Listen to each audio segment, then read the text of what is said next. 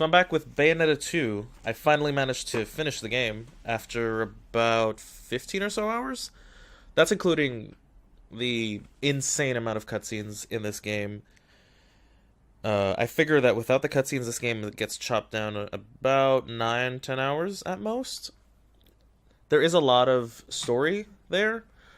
Um, if you haven't played through it, there will be some spoiler stuff, weapons, outfits, the whole nine. So just spoiler warning now. Um, I did go back a couple of levels to prevent some really heavy spoilers, but if you're worried about the story, I will give you this forewarning. So I'm just going to rattle off some stuff that I liked and disliked from this game, and why, even though it does have a couple of really easily corrected mistakes, it's still a very solid sequel to a really great game. So let me just get in here and so right off the bat, I'm wearing the Bayonetta 1 outfit. I prefer it to the Bayonetta 2 outfit because it racks my brain how she does a wicked weave attack when she has short hair that doesn't connect to the rest of her outfit.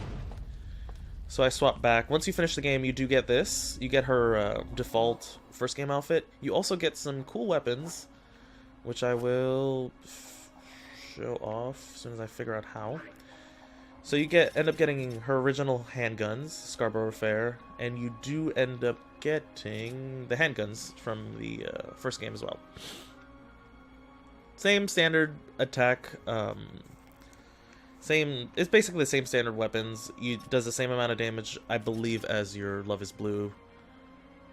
I did unlock a couple of really cool weapons, which I'll show off a little. But one of my gripes is right here in the weapon slot. Even though I get all these weapons, there's only a couple that really do massive amounts of damage, and maybe it's just how I play, but the top 3 weapons that are like necessary would be these, the Salamandra, which you do get pretty late game, but they do tons of damage. You can't use wicked weave attacks with it, but you really won't have to because you have 4 chainsaws. The second weapon would be the Elruna, which, another spoiler warning here, you do get once you go into Inferno and save Jeanne from this demon who has her captured, and Rodin shows up and turns her into these things. So then you get a glimpse of what Rodin actually does when he plays the LPs and goes into Inferno. But these are great. They have a huge amount of coverage. Since most of the arenas are just round, circular areas, these can hit almost every angel or demon in the vicinity. They don't do a lot of damage, but they attack very quickly, so you will be doing quick amounts of damage to a large area. And finally, the Rakshasa, which you can put on both your hands and your feet, and they are disgusting. They do high damage, high speed. The torture or the Wicked Weave final attack is super strong, and it's just an overall fun weapon to have around, which is unfortunate because you do get these, and then you get the Shiraba, which isn't as great. It does do a lot of damage, but it's very slow compared to these guys. You can crank out combos really fast with these guys. A weapon that really bugs me is this one, the Kafka. It is a bow that shoots out those little beetle things. I haven't found... there's like one boss you can really get use out of it. And other than that, it's just like, okay, cool, I have a bow now. It's not a very good weapon. I've used it for a total of, I'll say, 10 minutes, and then never picked it up again. Same with this. You would think a tri-bladed scythe would be cool as shit, and it is. It looks really cool. Let me equip it. It looks really cool. It does that little, finger wag thing. but it is very slow. The combos are kind of lackluster. It's not a fun weapon to use. I don't like it personally. Um, the Undines, which are I'll just say it's a poor man's excuse for the Durgas from the first game. So they do have fire and I'll show them off real quick. So they do have ice, and then you spin, and they turn into fire. So then you get fire. So it is basically the Durgas, but instead of lightning, it's ice. And you can freeze enemies, but in practicality's sake, they're not good weapons. They act as they play like clubs. So you can, if you, again, this is harken back to the first game. The Durgas were fantastic. They were just these giant beast claws that you could have either fire or lightning. Lightnings were very fast, did low damage, but you can crank out a lot of attacks at once. The fire ones, they were much slower, but they did a huge chunk of damage to anything you were fighting. These are not as good. I found myself, I was gonna buy, because you can put them on your hands and feet, I was gonna buy the feet ones, and I got to the point where I'm just like, I'm not gonna use these, so I'm not gonna put in the halos to get them. Let's see. Well, obviously the your standard weapon is still your standard weapon. Nothing changed there. But I did miss one weapon, and it's a giant hammer. I haven't used it. And there is a secret weapon, which is a chain chomp, which you can only put on your feet, and you kick it around. It's pretty great. I haven't unlocked it in this file, but I have played with it. It is very fun, and just having a chain chomp in this universe kind of throws everything out of whack. It's pretty entertaining, but that's one thing. I do appreciate that they tried, having, let's say, like a ranged weapon for once, and a scythe, but in the long run it did not pay out at all. You end up using like just this handful, like I used these three: the Salamandra, the Rakshasa, I don't know, and the Alruna. Those are the three weapons that I use. Maybe I swap them out for the Love, rarely when I need a little bit more range. But all in all, it's not a good spread. You do, same thing, standard rules from the, you do get the Rodan weapon, which are the Halo weapons that you get with the Platinum ticket once you fight Rodan and beat him. It is kind of the same as in the first game. You get the 4 Halos. You can only equip one of them. You can't, mix and match. But I don't know. The weapon in this game aren't as great. I do like the variation, but I found myself using more weapons in the first game than in this one. So let me stop jabbering about weapons and actually continue. So another thing that kind of bugged me about the game. I'm gonna skip some story bits just because it's not really that important at this point. So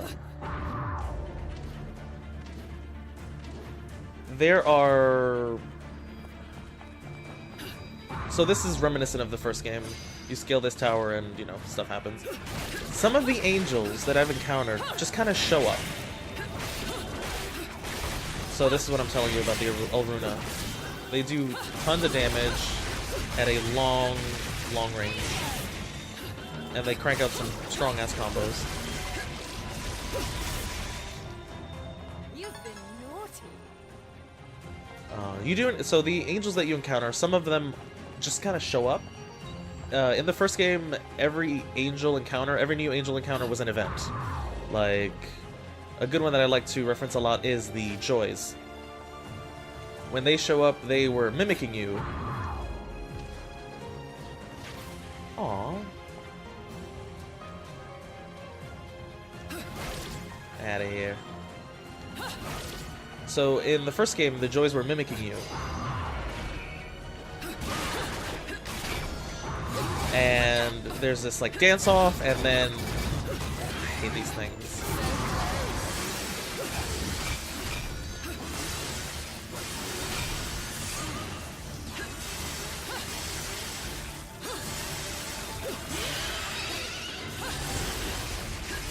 Sorry, these guys are kind of a hassle.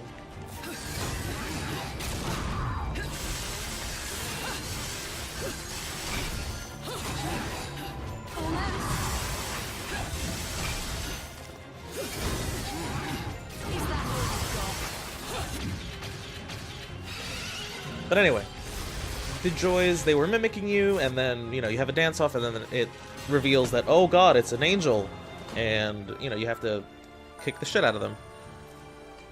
That entire sequence is very good. It highlights what the angel does, it gives you some little backstory to them, and why they're called joys. It gives you a good insight on what the angel does and what... I'm gonna skip some more cutscene here. It tells you what the angel is capable of doing. But in this one, some of the angels just kind of like, hey, new angel. They just kind of show up out of the portal, and then that's it. They show up, and then it's like, oh, you get, you know, the book animation, and that's it. I did admire the care that went into the first game with the angels, not so much this one. And I get it, we do have a large variance of angels in this one, but at the same time, I wish they felt more significant than just like, hey, new angel, take a while. Same thing happens with the demons. When you do end up going to... When you end up going to Inferno, it's the same thing. The demons just kind of show up, it's like, hey, demons now. There's a severe lack of whimsy with the angels and the demons. I feel like this game got a little too serious. For a game that revolves around me using my hair to summon these infernal demons behind me and using angel weapons as stripper poles, the game took a very serious tone. And I do appreciate, you know, the seriousness of it, because, you know, world stakes, you're fighting angels, you're fighting demons, you're, you know, witch that can control time. But at the same time, I do miss, like, I'll touch on it after I'm done with this fight. You don't get the taunts from the first one. So some of the taunts are just like, come on, bring it. Or, you know, like I'm better than you, or, you know, to that extent. I'll show him off once this cutscene is done, or once this fight is done. Oh.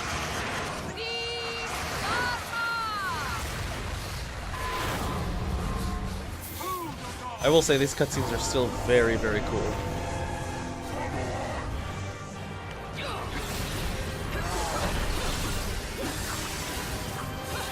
As you can see, the chainsaws eat this guy up.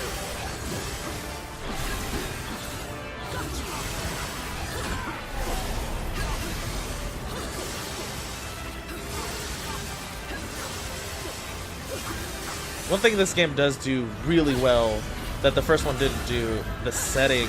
Oh god. Just the fact that your backdrop is a demon construct and an angel is cool as hell.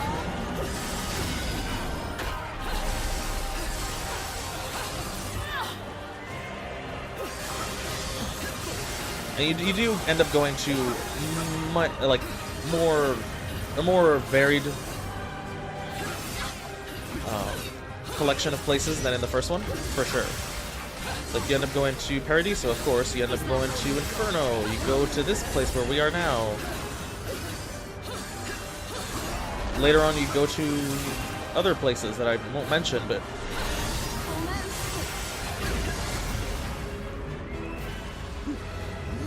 But the settings are very varied in this one, and I do appreciate that, because in the first one they seem... It's like...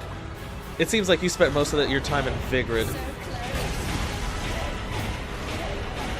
Plus, you get to fight as Madame Butterfly. Or Madama Butterfly. Which is cool. Because she was referenced a lot in the first game, but all you saw was very brief glimpses of her. That's one thing this game does. I will give it that. It does expand a lot on the universe that was only hinted at in the first game. And I really appreciate it because the angels and the demons, more the demons than the angels, because they weren't very touched on in the first game. The demons in this are very cool. You get to see old and new ones. And as someone who is a sucker for lore, I really appreciate that. You still get score if you miss a battle. It's like marked by that black empty spot. But yeah, the demon, you know, I guess I did better. Cool. So you don't get angel attack. Bummer, I guess. I wasn't too fond of it anyway, so whatever. I'll show off the taunts here. So the taunts are this. Dead you. And then this taunt. That's all you've got. So you would think that the taunt with this whip demon would be a little bit more sultry. I'm not saying that all of, you know, Bayonetta's things have to be super sexualized, but at the same time, the game was built around being in control of your body, being, you know, this bad bitch who knew what she did, didn't give a shit how she looked. And I feel like in the taunts, because there's a couple taunts off the top of my head, when you have the Durgas, she gets on the floor, spreads her legs, and says, "Come on." When you have the Scarborough Fairs, she goes, "You want to touch me?" It's things like that they feel like taunts more than just like... That's all you've got. You know? It's a little less in character, I want to say. These feel very generic. You do, dead you. Except this one, just like the motion itself is very her. At the same time, the voice line is just very... Like, they kind of dropped the ball a little bit with the taunts, and I won't say it's a huge issue. I couldn't find the taunts for a really long time. It turns out it's down on the D-pad instead of in the original, which was the L button. Or the L bumper, sorry. And the L was replaced with the Umbran Climax, so I guess... But I find myself, since I played the first one so many times, I find myself accidentally hitting which Climax mode instead of taunting. Taunting gives the angels more health, but they do drop more halos, and you do get more rating for killing taunted angels and demons, I guess. But since it's so difficult to actually do this, it's like, there's no point in taunting.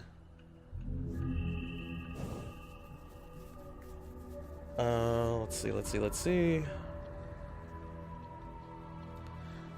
You do get really cool attack here. How do I activate it? Alright. Thanks. I got it. You turn into a cobra. Because cobras are notoriously known for being able to swim. But I guess, you know, she can turn to like a shark or something. I don't know.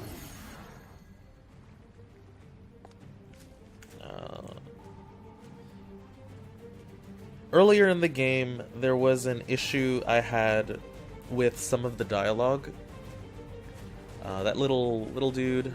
Oh, there's a portal over here. How do I get to that? There was an issue I had with some of the dialogue. It felt very forced. There was... I can tell you right off the top of my head. They had an affinity for saying... I wrote them down. They had an affinity for saying... love, motherfucker, and little one. And I get it, little one and love. Little one said by Bayonetta, love said a lot by Aesir, or Loki, I guess. But motherfucker, Enzo said it, Bayonetta said it, God, I'm blanking on his name. And Rodin said it. And during the first hour of the game, like 50% of the words spoken was motherfucker. And luckily they tamped that down throughout the game. but that first hour or so is just super cringy because it doesn't fit what's going on. And most of the fault for, you know, repeated dialogue settings, or repeatedly saying that word or any variation of those words, is Enzo. Enzo is the main culprit. I feel like in this game they kind of made him more one-dimensional, and it's unfortunate because in the first game he was just an asshole. He was just this scummy Italian guy who just wanted to make a quick buck and never paid his tabs. But in this one, he's just kind of annoying, and they didn't characterize him as well as they could. But luckily, that only happens within the first couple hours, and then they kind of drop it, which is good, because if not, this game would have been unbearably annoying, obnoxious. But going back to, or changing the subject, the Muspelheim portals, they are different from the Alfheim portals from the first one, as in the difference being that these are way easier. These are so much easier than the first one. In the first game, these things were incredibly hard. Like, it would take you multiple tries, and in this one you can pretty much do it on, like, your second try.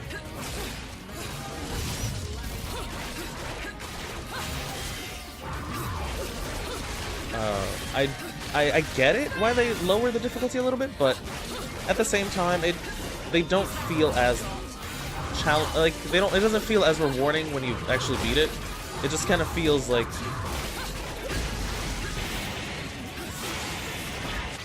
see, I only got hit once, and see, which heart? In the first one, the challenges would be slightly more severe, so you would. That's why in my first video I was like, I'm not gonna do it because I had previous experience with the Alfheim portals, which were, an example would be like, hey, you need to kill all these angels in 5 punches and 3 kicks, and there were at least 7 angels.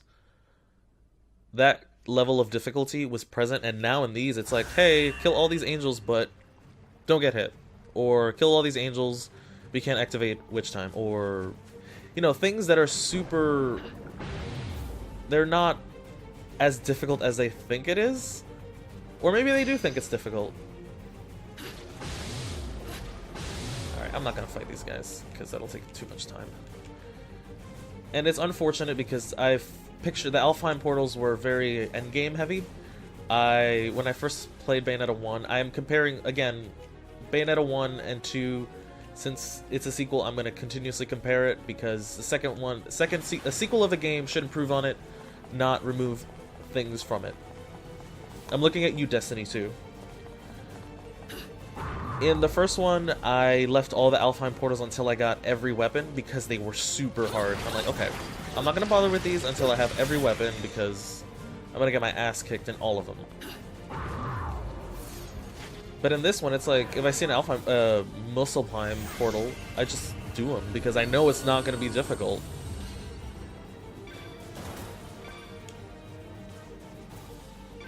And honestly, the game in general feels a lot more forgiving than the first one. Like, the dodge window is very, very big. You can dodge attacks that would have hit you in the first one 1,000 times over. And I do appreciate that it's a little bit more, you know, easy on the player, but at the same time, it's like, here we get introduced to the demons.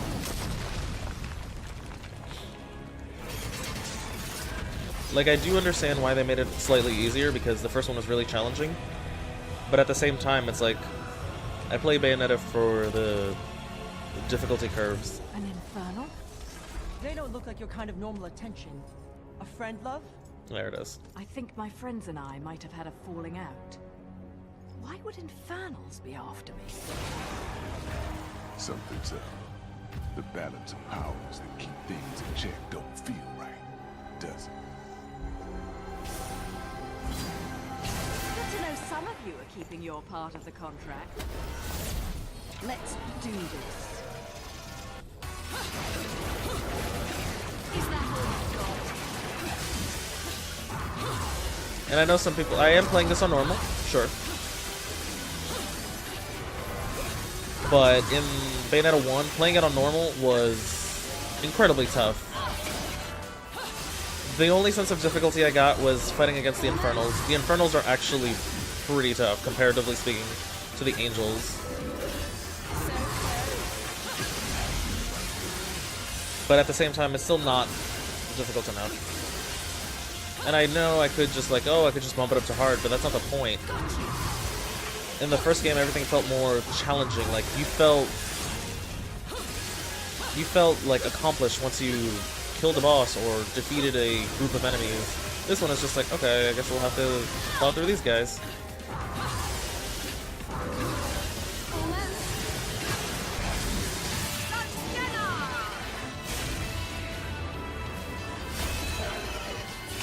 So this is one of the new Infernals. It's basically a unicorn with a giant sword for a horn, which is awesome. So I do appreciate that they kind of took more care into making Infernals, as opposed to like, hey, let's just have the originals, and just kind of, you know, go from there. Let's see. Infernos, Game Evade.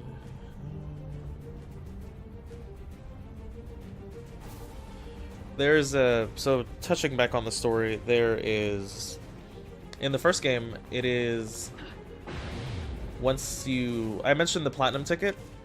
There is a lore bit that is present in the books you collect. These things. These things. Here. Which I haven't gone through because... I like to sit down and actually read all of them, because I am interested in the lore built around this game, not just, you know, the overt gameplay and what have you. There is a bit in this story that, or in the last game, that highlights Rodin as a fallen angel.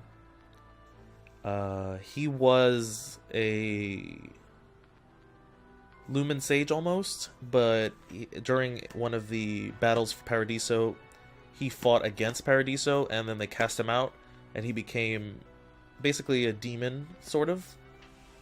And instead of even mentioning that, they kind of forget about it in this game again.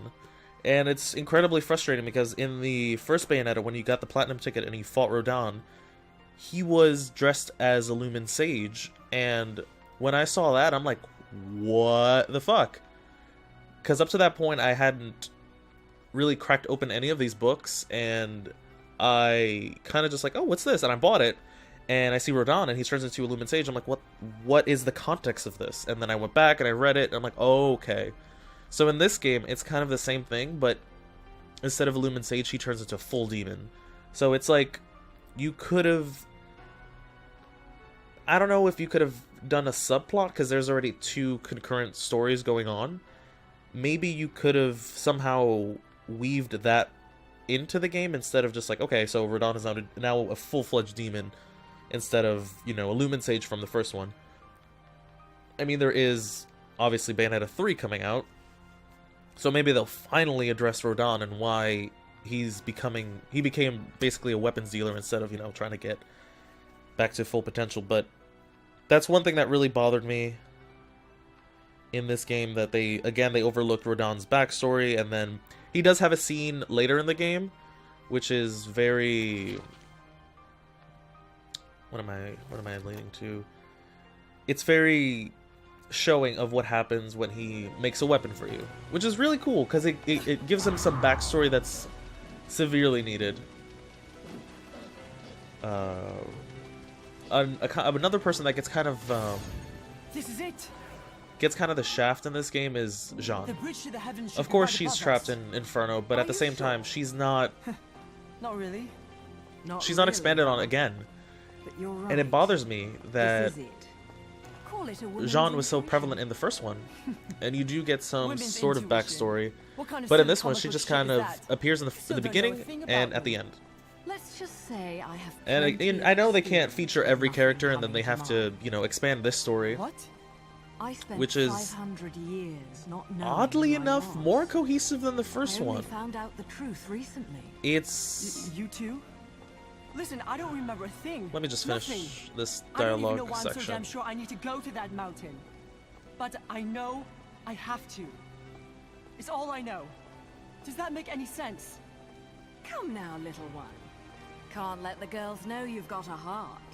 It's not like that. If that's all you know, that's all the sense you need. Just believe. That's what I did. Bayonetta. Let's do it. Alright. But the story in this one makes a lot more sense, which is... It's something to say about a Bayonetta game when the story actually makes sense. Because in the first one, you were like... you finished the game and you're like, what the fuck? You finished it a second time, you still like, what the fuck? And then you went on the wiki and you were like, what the fuck? So unless you took time and care to actually absorb the story in the first one, it didn't make a lot of sense. This one, however, by the end of the game, you're like, oh, so this ties back to this and loops back for that. Because the time travel mechanic is so prevalent in the first game and this game, it's just like, what's happening? But in this one, it's a little bit more digestible. I'm gonna skip this real quick, just cause this is not... just trying to avoid some spoilers.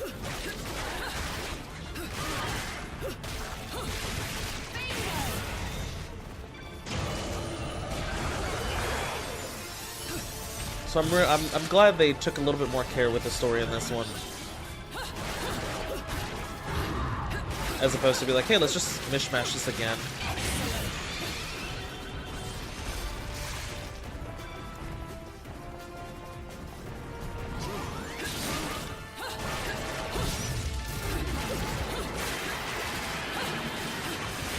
I will touch again, I guess, on the controls. The controls still standard Bayonetta controls. Everything is very responsive. The weapons are very nicely varied. Kind of, I'm glad they went the route they went with some of them.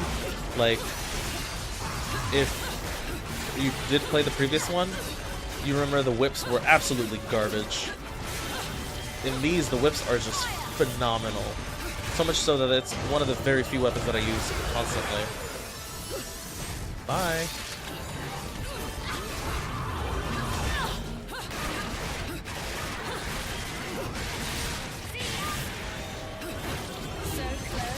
You can now like do that. You can grab an enemy and then kind of throw him into another enemy, or slam him into the ground, which is really cool. The dodges the same, kind of everything is still the same standard Bayonetta you've played before. Whoa. Again, the evade window is very big, comparatively speaking.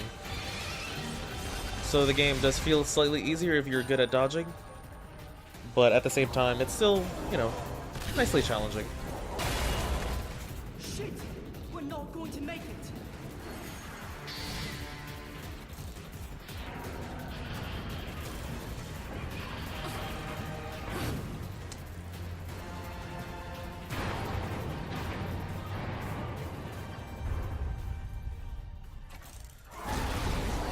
So one more thing I'm going to touch on story-wise is that there are a lot of callbacks to the original game. They happen a little bit more, it's a little bit more prevalent in the beginning of the game. That the game almost feels like a remake instead of a sequel. Nothing's working. They do work on it a little more in the middle and end part of the game. So I'm glad they did it. But I do understand the, like, hey kids, look, it's this place. Hey kids, look, it's this enemy. And it happens a lot at the end of the game, or near the end of the game. And it's cool seeing the little callbacks to the original Bayonetta. And I'm glad they, instead of, because sometimes this game goes full-on remake instead of sequel, If I can just do something and there's about that. way too many callbacks. But at the same time, it does it well, and then it doesn't do it well. And you can see where it's like, hey, let's just put this here just for, like, nostalgia's sake, almost.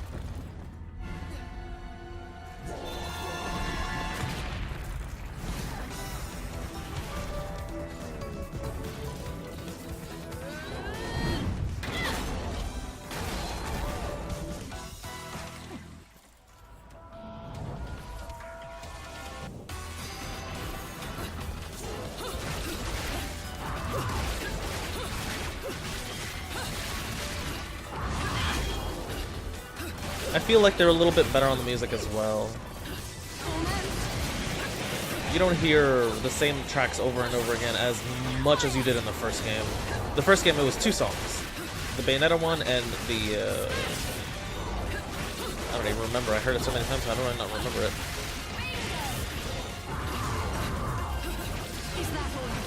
But here, they vary it a slightly bit more for at least these big arena monster or arena angel fights, which I'm glad. So this game does improve a good chunk on the formula. It does make you feel like you're playing a solid sequel instead of, you know, just like a remake.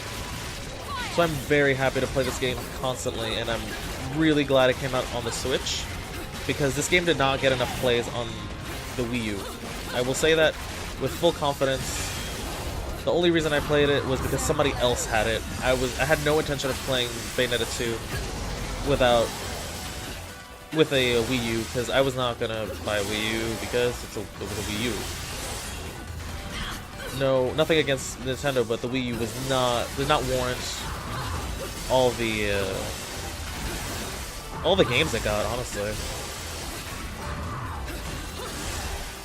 And I'm super glad they ported this over. I'm really excited for the 3rd installment of the game.